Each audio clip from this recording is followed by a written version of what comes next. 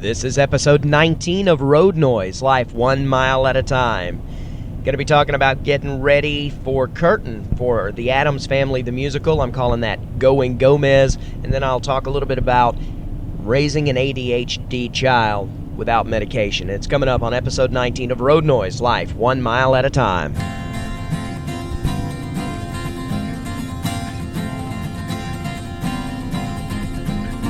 Hello again, I'm your host Michael Blackston, and this is Road Noise, Life 1 Mile at a Time. If you're hearing the sound of something grumbling under the sound of my voice, well, that's the road, and it's because I'm traveling down the Interstate 85 south, headed towards Atlanta right now. I'm going towards my final destination of Oxford, Alabama, and then from Oxford I'm going to head up to Cookeville, Tennessee, which is another 3.5-hour drive this afternoon. Heck of a commute, I know, but that's why I try to do a little recording when I get a chance to, and I release these podcast episodes once a week, so it's a perfect opportunity. You're riding along in the passenger seat with me, and this is a life journal. And today I'm going to talk about what's coming up in my life that is kind of consuming me right now, and that is getting ready for the curtain to open on the Addams Family, the musical. I'm playing Gomez Addams, and also, I'm going to talk some about my son, raising an ADHD child. I'm going to try to keep it, and I'm going to be respectful to him because he does like to listen to this podcast, and I don't want to embarrass him in any way, but he has been diagnosed as having a little bit of ADHD, and it is a real thing, and we're trying to learn to help him to cope with that situation, but it's not extreme enough to where he needs medication. That has its challenges, though, because medication does help children, but I'm not a believer, personally, in medicating unless it's absolutely necessary. And in his case, we have not found it to be absolutely necessary. So he's having to learn to do some stuff, and things come a little bit harder to him, which I think personally are going to be helpful on into the future, but we'll get into that in just a little bit in the second half of the episode. I want to talk about raising the curtain on the Addams Family, the musical. This has been a fun one so far, but it has come and gone so fast. We're only 4 weeks away, and because the rehearsal process started, well, it really started before Christmas, but I was involved with another Christmas show, so I couldn't really make rehearsals. And I was having to learn the music kind of on my own, and then I joined the cast right after Christmas, my wife and I both. She's playing Morticia, and I'm playing Gomez, and I just got to tell you, it is a great musical, but it has been difficult. For one thing, we're having to dance a lot. I'm not a dancer, my wife is not a dancer. We can if we have a lot of practice, but we don't get it really easily. It just doesn't come naturally to us. Acting and singing comes naturally to us. You give us a script, you give us a song to sing as long as it's in our range, and we can generally nail it. Dancing is 180 degrees in the other direction. We can get it done. We're not going to be the best dancers you've ever watched. You're never going to see us on Dancing with the Stars. But, well, for one thing, you have to be a star, and we're not. But any kind of dance competition, you're not going to see us entering because that's not in our wheelhouse. That's not where we are strong.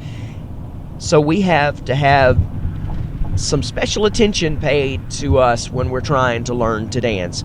And being the leads in this, Gomez and Morticia tango, and there's just all kinds of things going on in it. It's not that bad, it's just that we only have so much time to rehearse. We're having a really hard time remembering everything, and on top of some things have happened medically that have kept us out a couple of times, people being sick and things like that. It's just kind of scary. It's going to be great. I'm not worried that it's, not going to be great or anything, but it's one of those things, if you've done theater, especially musical theater, where you've got the added element of movement and song, and with this on top of that being a very full stage, it's not minimal at all. There's a lot of stuff on stage as far as the set goes, Luckily, I'm not involved with doing anything with the set in this particular production. I've stepped away from that because our set designer and builder for most of our shows at our local theater is a guy named Pat, and he is absolutely out of this world good, and I see no reason for me to have to work on sets. In the past, when I would direct a show, I always did my own sets, and it was because I didn't trust anybody else to do it well. Honestly, I had seen other people's work and didn't like it. Pat is heads and tails better than I am at sets, and so from now on, anytime I'm going to do a show, I'm hoping he'll agree to do the sets for me as well. But that's going good, and Pat seems to be getting everything together on the set on time, so it's all going to come together. It's going to be fine, but it's not something that is without its stressful points. I have a MP3 player, an old MP3 player that I use to learn lines, and what I've done is I've found that the Addams Family, the musical, there is a version of the tour that went through Tampa, and somebody recorded it illegally, but they recorded it and put it on YouTube, and it has helped me because I was able to rip the audio from that and chop it down to just the parts for Gomez. And that way I can just have Gomez's scenes in there, and I don't have to worry about it. His are in there, and I can play just my scenes and learn my lines over and over and over again by saying them along with the actor. And that's very helpful for me right now because life is so busy. Normally, with the regular show that I do, especially one that's not a musical, I can just take my script and do 2 or 3 pages a day, learning my lines. It doesn't take very long, a couple of weeks, 3 weeks maybe at the most, and I am off book and ready to call lines on the stage. When you call lines, that's going through your lines without your script in your hand, and if you forget something, you just call the word line. You say line, and they'll have somebody there with an open script, and they'll throw you your line, and you can continue. And that's kind of the mid-range point. You start with your script in your hand, then you go to calling lines, and then you are off book, which means you're rehearsing the show without your script, without anybody calling lines, just straight from memory. And if you can't remember, then you have to work through it. That's the stages of the stage rehearsal process. Well, normally that doesn't take very long for me. Normally I can get off book really fast. I have a system I like to use that does that. But with this show, I don't know why, but I've had a hard time doing it the normal way. And although I'm almost there, and I pretty much know the gist, I believe with every scene I could make it happen. Even if I used my own words, I could ad-lib the whole scene and nobody would know the difference. I'm that close. But I like to get it right because your other actors are depending on cue lines for you. So if you're throwing out stuff that's not really written, even if the audience doesn't know, your fellow actors do, and they're waiting on specific words and sentences from you to give you or to give them their cues for their lines. So I've seen a lot of actors in the past say, well, as long as I get the gist of it, as long as I get it right, close to right, then it's okay. And really it's not, because like I said, your other actors are depending on certain words that cue them that it's their time to speak, and if they don't get them, it can throw things off balance. So just a note for actors, if you are learning a script, go ahead and learn it as word for word as you possibly can so that it's a help for your fellow actors. But that's not the biggest part of Going Gomez. The biggest part is something new that I did last weekend. Since the last time I recorded an episode, I am a pale guy. Gomez Addams is Hispanic. And I just wrote a blog about this that I'm releasing as this is being recorded on Thursday morning. I release my blogs, or at least I try to, on around 9 or 10 o'clock on Mondays and Thursdays. And I wrote about this in a comedy blog that I write. You can check that out at michaelblackston.com, by the way. It's all about how I did it in a funny way in the blog, but what I've done is I've decided I'm not going to go with the theatrical makeup hair. there's only so much you can do to change your look unless you go permanently. I'm not going to dye, or I'm not going to spray tan myself or anything like that. I will use theatrical makeup to darken my skin and stuff as much as I need to so that the lights don't flush me out on stage. But Gomez Addams has dark hair, and he has one of those thin, dark mustaches, and my characterization of him is actually going to even have a soul patch. But it's not enough for me to just do a hairdo that looks like Gomez, which in this case I believe we're going to just slick it back. And it's not enough for me just to grow a mustache and a soul patch. I have pale skin, light hair, blue eyes, and my hair is so light that you can barely even see that I have eyebrows. It's a point of contention with me. I don't like that you can't see my eyebrows. It looks weird to me, and I just don't like it. Everybody else is used to it, but I don't like it.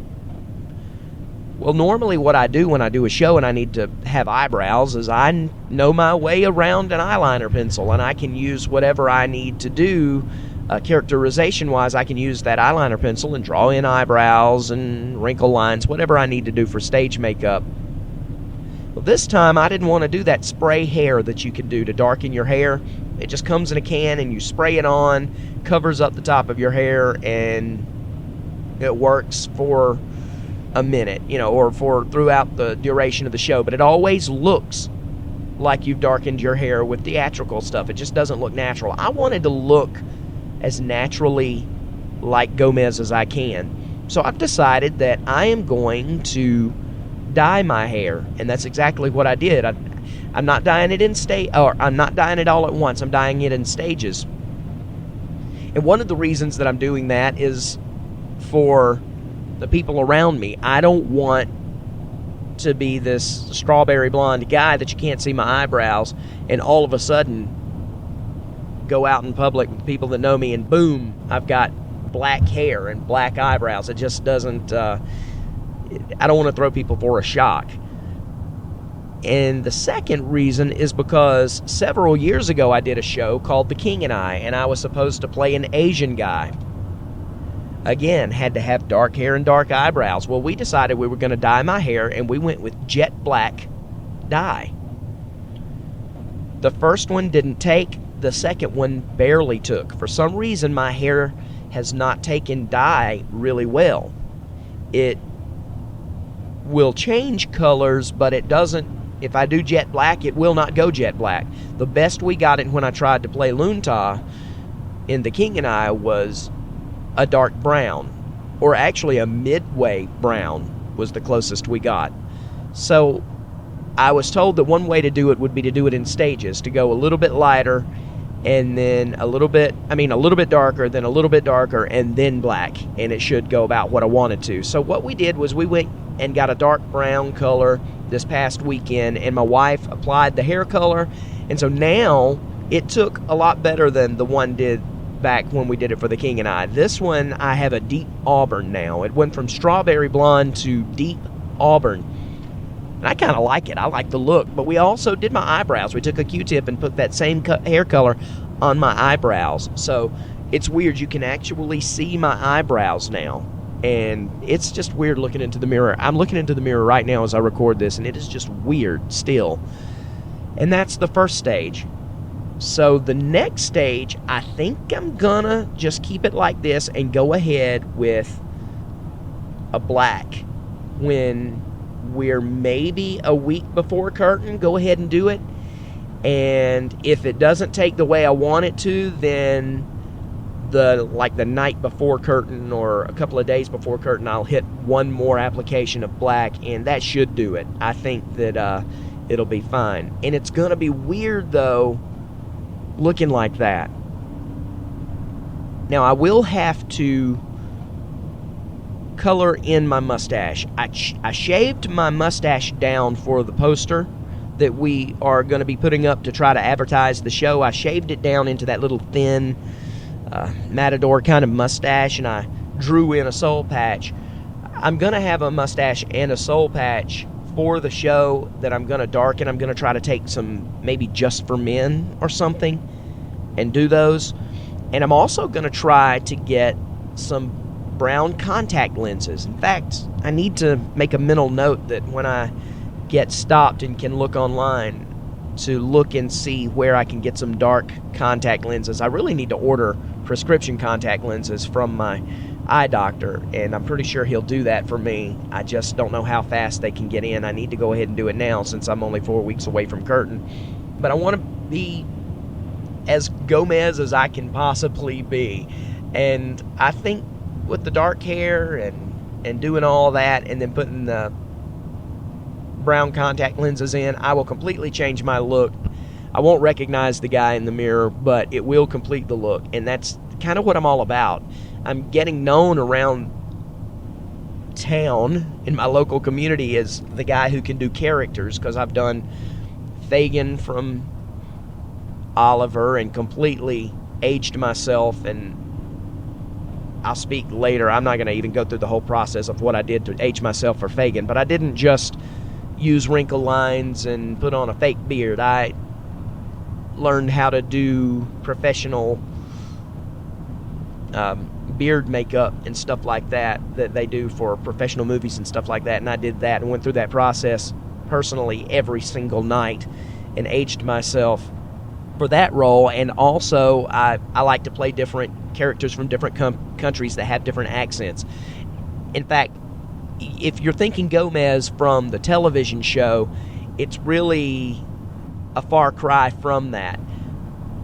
He did have the dark hair and the dark mustache, but he had more of a full mustache, and of course he spoke, with the generic American accent. He was very American sounding. I can't remember what the movie version of Gomez sounded like. I'll have to go back and look. But the version of Gomez that is from this musical goes back to the original idea of Gomez Addams, which before the 1950s or 60s, whenever it was, television show came out, before that, the Addams Family was a cartoon. It was a comic strip. And Gomez was this kind of short, dumpy... I'm not dumpy. I'm not that tall either, but he was this sort of short, very Hispanic stereotype, and he used a Hispanic accent with his English. And that is what I'm having to do with this characterization of Gomez. This is how I'm going to be talking. It is how the script is written. You can't do it like an American because it is written exactly so that you must speak with this accent right here. And so that's how I'm going to be doing it. So, it really wouldn't look right if I were doing that and had the blonde hair and blue eyes and everything. So I'm going Gomez, and I'm excited about it, but a little scared. And also a little bit nervous now that curtain is about to open, and we've still got a lot of work to do. So keep us in your prayers if you're listening to this before March, 1st of March 2016, because we're going to need it. It's going to be good, but if you've done theater before, about this time you start getting a little nervous. It happens every time, and that's part of why we love doing what we do. Real quickly now, I've gone 20 minutes talking about that. Now, I'm trying to keep the show as close to 30 minutes as I can, so let me talk about ADHD with my son. I am not a believer in medicating for ADHD just because somebody said, he's got ADHD, give him this and go. I'm not saying that medication doesn't help in certain situations. I know it does. I do believe that ADHD is a real thing. If you've been living under a rock and you don't know what ADHD is, it is attention deficit hyperactive disorder. The boy can't keep focus and he can't stay still. Now, we knew he would probably be diagnosed that way. We've known it for a while. He's 11 and a half years old at the time of this recording. And we've known he had the tendencies, but it got to a point where we said he was having a little trouble in school. He's passing, but he was having a little trouble in school, and we knew that a diagnosis from someone who is a trained psychologist, would go a long way in helping his teachers to understand why he has some of the issues he has in school. He's not a behavior issue student. Other than talking, he will talk too much in class, but he gets that honest from me. His problems in school are focus. It was focus. He just can't stay focused, and he's completely disorganized. And I know that sounds like every 11-and-a-half-year-old, or nearly every 11-and-a-half-year-old. But it's to the point where his grades are starting to fail. Not all of them, but just he has a hard time with math. He has a hard time with a couple of other things, and it's right there on the cusp. And we wanted to make sure that he was not getting special treatment, but people understood, his teachers understood why he was having these problems, because he's not a danger to himself. He's not so unfocused that he's a danger to himself or others, and it's something he can learn. It's a mild to moderate case, and the psychologist herself said that while medication would probably help, it is not necessary. Well, we've decided to not medicate him right now on this, because I know people who've been medicated on it, adults who say it was great, but I also know adults who were medicated who said they wish that it had never happened. It was the worst thing that ever happened to them. So I've heard both sides of the coin, and I'm going to err on the side of caution on this as a father. If it were extreme and the doctor were saying he needs this because he is not going to be able to function, that would be a different story, but that's not the case. So we're having to take different actions and be a little more focused ourselves on helping him to cope, on strategies to help him learn how to stay organized and to stay focused. As much as I hate it, he drinks a Mountain Dew. The caffeine for kids with this disorder works in the opposite way than it does for most people. Caffeine actually slows them down. It kind of brings everything go around that's going on in their brain in a million different directions. It kind of slows everything down so they can focus more, and it really has helped. He'll drink one of those small cans of Mountain Dew right before he goes to school, and I think he may have one of those small cans at lunch. I can't remember. That's not us being irresponsible. That's us taking a suggestion from the doctor. I hate it because it's not good for his teeth. The Mountain Dew is not great for him, but it seems to be the best thing at this point. So in this stage of his life, while he's trying to learn to cope and getting a handle on this stuff, we're going to go ahead and let him do the Mountain Dew thing, and it seems to be working somewhat. He's just so disorganized. I cannot get him to remember anything. He has a hard time remembering to turn in assignments.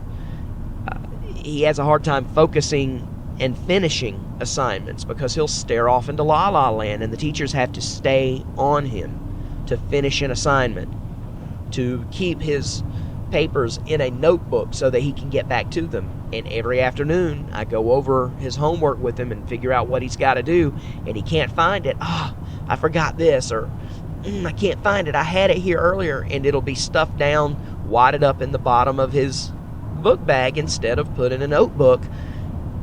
And I have to get on him and say, Noah, you know, we gave you these notebooks for a reason. You can't just stuff stuff down in your bag. Why do you do that? I don't know. He has a hard time with it, and we have to be careful not to let our lids fly off. We have to make sure that we keep ourselves in control. My wife and I are both passionate people. We're actors, and we're very exaggerated. We're very emotional. Dramatic. That's the word I'm looking for. We're very dramatic. And because of that, a lot of times we can kind of fly off the handle when we've had enough. We have to remember not to do that and stay in control. And that's not just something when you deal with kids with ADHD. That's something as a parent you need to remember, because kids are needing you to be in control. Kids don't have a handle on control yet. They need you to be the strong one. They need you to have a handle on control. When they're out of control, you need to be in control, because that way they'll always know they can look to you for support and strength. And I'm trying to remember that. It's very hard, especially when you start getting kids in the preteen age and teenage years. It gets very hard not to just scream at them, because you've spent years trying to beat this into their heads and they will not get it. Well, it's that much more for a kid who struggles with ADHD. And I'm pretty sure that had the diagnoses been around, as I know it was around, but had it been as upfront and commonplace when I was growing up, they would have tagged me with it big time, because I see myself in him so much. And so I can relate to him on that level. And I try to keep in mind, I try to go back and search in my memory for what it was like as a kid to be unfocused and daydreaming all the time. He's so creative and he's so talented. I know what it's like to always want to be in a different world that you're creating, because it's a better place and you're in control of it. I know about that. I'm used to it. I'm still that way. But because I didn't have medication when I was a kid, I was forced to take those tendencies in myself and get a handle on them. I had to get my hands around them and bring them into some form of control. I had to learn to do that so that I could cope. And it wasn't easy, and I wasn't the best student. But today I'm glad that I did. I'm glad that I had the struggle that I did, because I'm better for it. I've learned strength that I know lots of friends of mine don't have when it comes to a work ethic and responsibility and drive. Being able to have an idea and learn to see it to completion and be driven to make something new. Those are all things that I love about myself, and I see in him, and I hope that they will continue to be molded and brought forth as he becomes an adult. So I'm proud of my ADHD kid. I'm proud of him. He's going to come out a stronger kid because of it. And like I said, it's going to be hard, and it's just going to get harder as he goes into teenhood, and we're going to have arguments, and he's going to say, "You're mad at me," and "Don't be mad at me," and quit harping on me, and I have to keep on him about it. I can't just let it go. But I'm trying to do it in control as much as I can to show him that strength and support. So my advice to you, if you're a parent who's going through dealing with a kid who struggles with ADHD, show them love. Make sure that while you're doing your parenting and you're saying the things you have to say, that there's no other recourse but to say. When you're nagging and you're harping and you're saying the same thing over and over again that you have tried to drill into their head so many times and they're just not getting, and you're getting frustrated and you're wanting to yell, remember, while some of that is necessary, maybe all of what you're doing is necessary, don't neglect to tell them you love them. Don't neglect to say, "I'm proud of you." They need to hear how proud you are of them. They need to hear that you love them. The love word is probably the most important.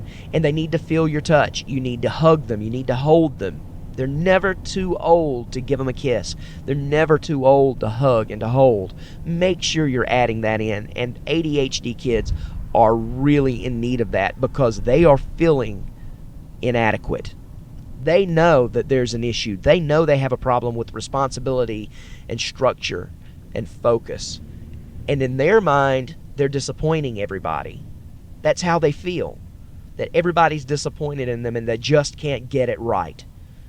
It's up to you as a parent, as a brother or sister, as an aunt, an uncle, a grandparent. Make sure you are letting them know that they're wrong about that. They are worthy. They're not disappointing you. You're proud of them and you love them, and that you're with them every step of the way. So that's going to be this episode of Road Noise Life 1 Mile at a Time. I hope you got some value out of it. I am now getting into traffic in Atlanta. I got up a little bit later this morning. I didn't mean to. I actually set the alarm for 6 o'clock, which is normally later than I would get up, but when the alarm went off, I turned off the alarm, and now I'm sitting in a parking lot of traffic on I-85 in Atlanta. So I'm going to be sitting here for a while, but it's probably best that I get this microphone out of my hand and have both hands on the wheel in this kind of traffic. So if you've got something you'd like to say, if you'd like to reply to something I said or to a previous episode, I have ways you can get in touch with me. I have a hotline. It's 706-389-0401. That's 706-389-0401. Or you can get in touch with me via email at feedback@michaelblackston.com. That's feedback@michaelblackston.com. I'd love for you to join my blog group on Facebook. It's facebook.com/iwritetheblogs. My blog page is michaelblackston.com. Go visit me there. You can visit the webpage for this podcast at www.roadnoisepodcast.com and follow me on Twitter at everythingarts. Until next episode, I'm Michael Blackston. Thanks for listening and sitting in the passenger side as I talk to you and we learn to live life 1 mile at a time.